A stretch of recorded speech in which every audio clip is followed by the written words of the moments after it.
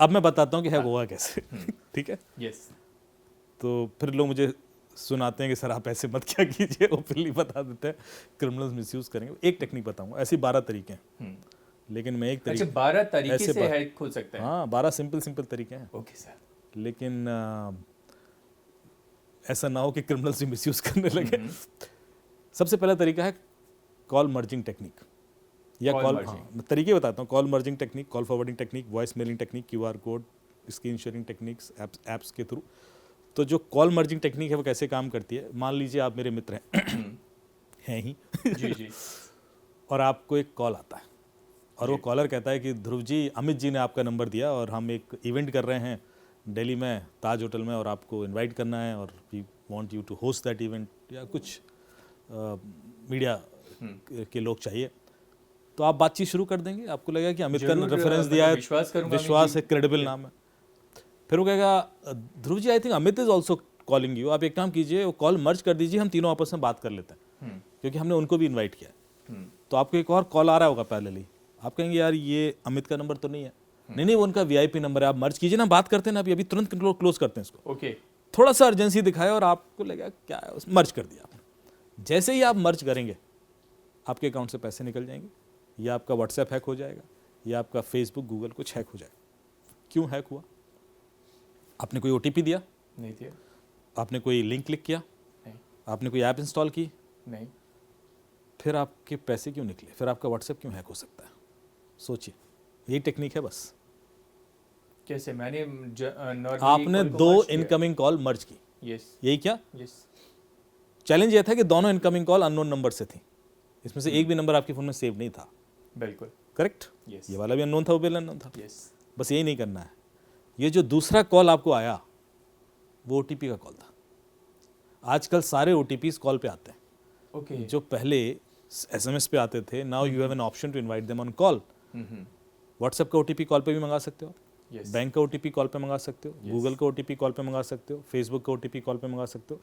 तो जब वो क्रिमिनल आपसे बात कर रहा है, जो पहला कॉल है वो तो क्रिमिनल का है, वेरी क्लियर। उसने कहा अमित जी का कॉल आ रहा है, अमित का इस कॉल से कोई लेना देना नहीं है, तो दूसरा कॉल वो बैंक का है, वो बैंक के ओटीपी का कॉल है। आपने कॉल मर्ज कर दिया, जैसे ही आप कॉल मर्ज करोगे तो क्रिमिनल को ओटीपी सुनाई दे जाएगा। By the time you realise कि यार ये अमित क्या बोल रहा है, तब तक तो वो रेडी है ना अप्लाई करने को, कोड अप्लाई करेगा और ओके। तो आपका ओटीपी ही तोड़ाना है। बिल्कुल। उसके आपको बाद लगता है कि आपने ओटीपी बताया नहीं, फिर भी आपके अकाउंट से पैसे निकल गए। तो एक और चीज़ मैं हमेशा बोलता हूँ अपने अवेयरनेस सेशन में, कि जितने भी आपने poster banner cyber safety awareness के देखे होंगे, उसमें लिखा होता है अपना ओटीपी मत दीजिए, ओटीपी मत दीजिए। आज सुबह से सुने जा रहा हूँ मैं, बिल्कुल सर। रेडियो पे भी ये चिल्लाते रहते हैं।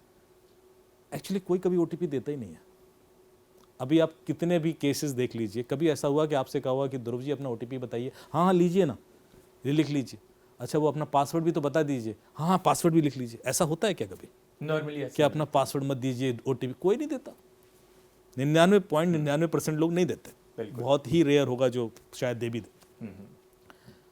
ओटीपी एक तरीके से निकाला जाता है, एक कहानी होती है उसके पीछे, और वो कहानी जब तक लोगों को पता नहीं होगी, और वो कहानी सुनना चाहूंगा सर। वो तो निकलता रहेगा। जी बताइए। तो एक बड़ी इंटरेस्टिंग और ओटीपी निकालने की कहानी बताता हूँ। मेरे एक मित्र हैं, वो यूएस से आए हुए थे, यूएस में एक कंपनी में काम करते हैं, लखनऊ में थे, अपनी माता जी को थोड़ा सा तीर्थाटन करा रहे थे, वो घुमा रहे थे। तो शायद उस दिन उनको दिल्ली आना था, बनारस से लखनऊ आए होंगे और लखनऊ से दिल्ली आ रहे थे, तो फ्लाइट उसमें थे, एयरपोर्ट पर थे। तो उनकी माता जी थोड़ी सी थकान फील कर रही थी और फिर उसके बाद दिल्ली से शायद वापस यूएस का कोई फ़्लाइट था उनका। तो उन्होंने सोचा कि दिल्ली जब लैंड करेंगे उसके बाद जो उनका ड्यूरेशन है अगली फ़्लाइट का, वो 6-7-8 घंटे का है, तो उस दौरान एयरपोर्ट के पास कोई होटल ले लेते हैं, वहाँ रेस्ट कर लेंगे।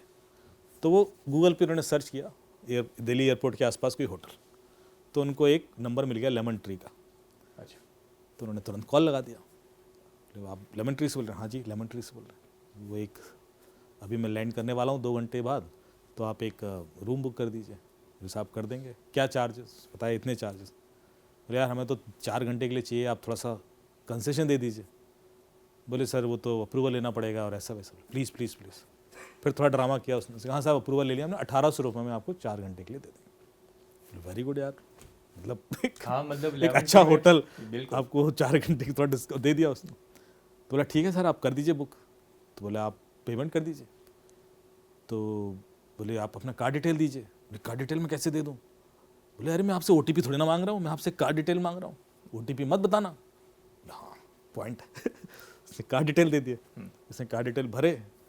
उसने कहा सर वो 1600 रुपये का मैंने OTP भेजा है, आप देख लीजिए OTP आया होगा। तो उन्होंने देखा 1600 रुपये का OTP आया था। उन्होंने कहा ये लीजिए। उसने OTP डाला, 1600 रुपये चले गए। अब वो बंदा बोला ठीक है मुझे बुकिंग नंबर दे दीजिए। बोले सर वो पेमेंट रिफ्लेक्ट नहीं कर रहा है आप। ओके। कह रहा ऐसे कैसे हो सकता है? और इधर 1600 रुपए कट और भी हमारे अकाउंट से निकल गया, SMS आ गया। बोले पता नहीं सर यहाँ रिफ्लेक्ट नहीं कर रहा है, हमारे अकाउंट में आया नहीं अभी तक। तो थोड़ा बहस होने लगी, यार मैं तो निकल गया और मैं तो ऐसा है। इतने में वो बोर्डिंग अनाउंस हो रही है कि फ्लाइट का, क्योंकि वो टाइमिंग ऐसा है। तो उनको लग रहा है यार क्लोज हो जाए मैटर तो पहुँचूँ वहाँ पे तो क्लियरिटी हो जाए, वरना फिर वही ड्रामा।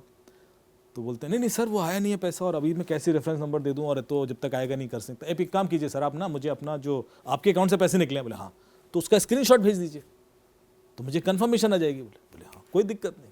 उसने स्क्रीनशॉट लिया, भेज दिया। अब ये देखिए साइकोलॉजिकल गेम देखना, जो स्क्रीनशॉट भेजना आपके दिमाग में फीड करना था उसका पर्पस, कि आपको लगे कि स्क्रीनशॉट भेजने से कोई दिक्कत नहीं होती। तो आपने स्क्रीनशॉट लिया, भेज दिया, और वो उसने देखा। अब उसका रिएक्शन था अरे सर यू आर राइट, 1600 रुपये दिए आपने, आपके तो अकाउंट से निकले, अब तो यू एब्सोल्युटली राइट सर। मतलब कितना इमोशनल। अब आप देखिए हाँ पूरा हर चीज नोटिस कीजिएगा। तो फिर मेरे अकाउंट में क्यों नहीं दिख रहे मतलब कहीं गड़बड़ है सर। आप एक काम कीजिए, हो जाता है कई बार सर ऐसा, आप 1 रुपये और ट्रांसफर कीजिए, क्योंकि कई बार क्या होता है वो पिछला वाला ना क्यू में अटक जाता है। तो 1 रुपये जब निकलेगा तो ये वाला भी SMS आ जाएगा। अब पढ़ा लिखा आदमी है, सब जानते हैं कि ऐसा नहीं होता, लेकिन कम्युनिकेशन इतना डेंस हो चुका है, इंटेंस। तो उन्होंने कहा ठीक है साहब 1 रुपये और कर लेते हैं, 1 रुपये में क्या नुकसान है।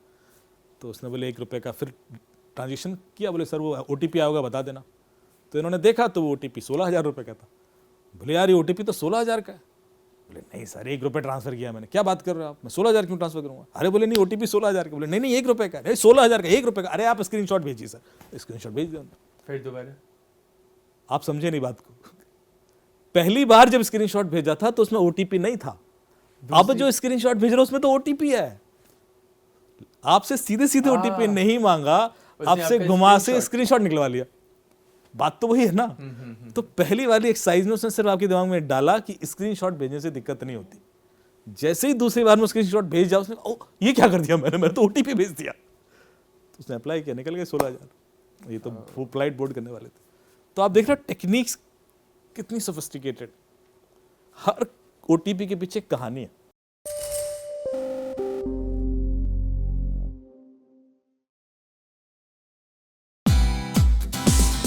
Hey, thank you for watching this on CNBC TV 18. Hope you liked it. For more such interesting news and updates, follow CNBC TV 18 on all the social media platforms.